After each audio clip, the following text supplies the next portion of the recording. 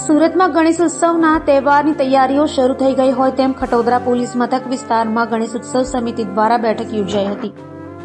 સુરતમાં આગામી સમયમાં ગણેશ ઉત્સવનું આયોજન કરાનાર છે, ત્યારે ગણેશ ઉત્સવ શાંતિપૂર્ણ માહોલમાં ઉજવાય તે માટે સુરત શહેર ગણેશ ઉત્સવ સમિતિ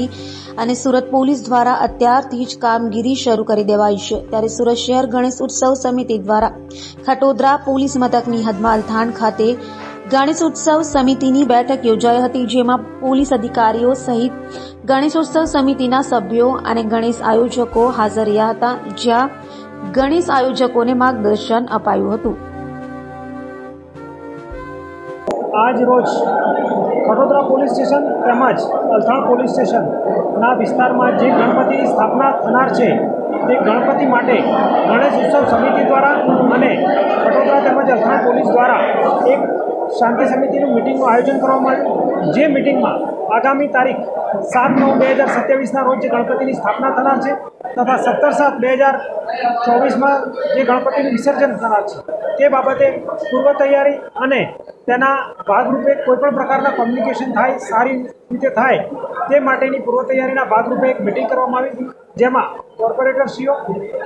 ગણેશ ઉત્સવ સમિતિના સભ્યો તથા ખટોદરા અલથાણના પોલીસ કર્મચારીઓ તથા અધિકારીઓ હાજર રહેલ છે અને તમામ આયોજક સાથે शांतिपूर्ण मीटिंग करवाई है। तैयारी है जिनमें हर पंडाल में सीसीटीवी कैमरा लगेगा, हर स्ट्रक्चर सर्टिफिकेट स्टेबिलिटी लिया जाएगा, इलेक्ट्रिसिटी सर्टिफिकेट लिया जाएगा और जो भी लोग आने वाले हैं उनका एंट्री एग्जिट और फायर सिस्टम क्या है वो भी प्रशासन की तरफ से देखा जाएगा।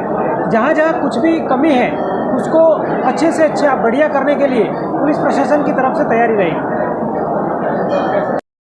મારું નામ વિરલ ગોડીવાલા, હું સુરત શહેર ગણેશ ઉત્સવ સમિતિ વાઇસ પ્રેસિડેન્ટ છું અને આજે જે મિટિંગ રાખી હતી તે આપણે ખટોદરા અને વિસુના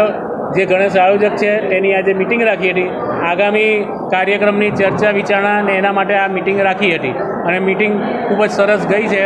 અને ખૂબ જ સારી શાંતિપૂર્ણ વાતાવરણમાં આ મિટિંગ ગઈ છે।